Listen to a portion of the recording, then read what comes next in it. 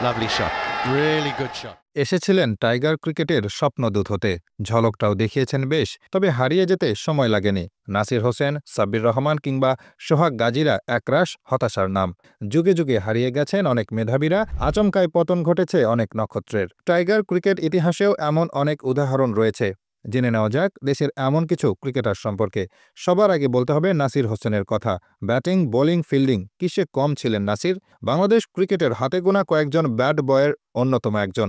আবার তিনি বাংলাদেশের হাতে গোনা কয়েকজন ফিনিশারের মাঝেও অন্যতম।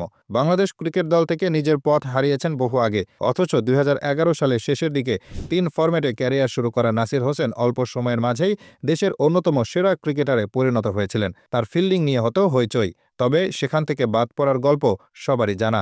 এরপর শুধু বিতর্কে জড়িয়েছেন জাতীয় দলে, তাই ফেরার সম্ভাবনাটাও নেই বললেই চলে। ব্যাট বয়ের তালিকায় সাব্বির রহমানের নামটাও নিঃসন্দেহেই থাকবে। সাব্বিরের মতো হার্ড হিটার বাংলাদেশ ক্রিকেট তার সূচনা লগ্ন থেকে পায়নি। পিওর টাইমিংয়ের সাথে কবজির জোরে তিনি বলকে সীমানা ছাড়া করতেন। ভয়ডরহীন ক্রিকেটের জন্য অল্প সময়ে পরিচিত হয়েছিলেন, তবে বিতর্কের পর বিতর্কে জড়িয়ে তার ক্যারিয়ারটাও হতাশার জন্ম দিয়েছে। সাব্বির এখনও চেষ্টা করে যাচ্ছেন ফেরার, সেটা সম্ভব হবে কিনা সময় বলে দেবে। অলোক কাপালিকে নিয়ে আক্ষেপটাও আরও বড়।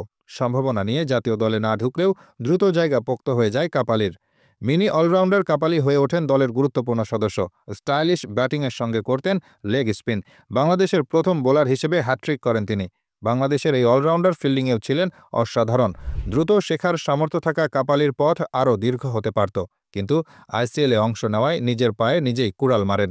এরপর সেভাবে আর সুযোগ মেলেনি অলোক কাপালির। সোহাগ গাজীও আফসোসের জন্ম দিয়েছেন। টেস্ট ইতিহাসের একমাত্র ক্রিকেটার হিসেবে একই ম্যাচে সেঞ্চুরি ও হ্যাট্রিকের রেকর্ড গড়েন তিনি।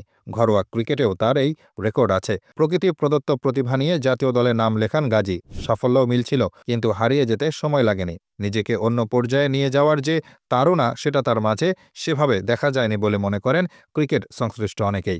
দলে স্থায়ী হতে ডানহাতি এই অফ স্পিনার যথেষ্ট চেষ্টা করেননি বলেও মত দেন কেউ কেউ। অবশ্য সময় ফুরিয়ে যায়নি সোহাগ গাজীর জন্য।